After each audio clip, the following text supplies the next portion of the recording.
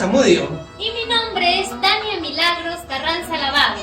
Yo soy natural de Huancavelica. Y yo soy natural de Lima, de raíces ancayinas.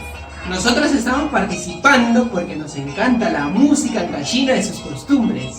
Si te gustó nuestro video, regálanos un like o un corazón.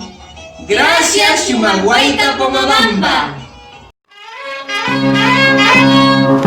Whoop, whoop, whoop, whoop, whoop.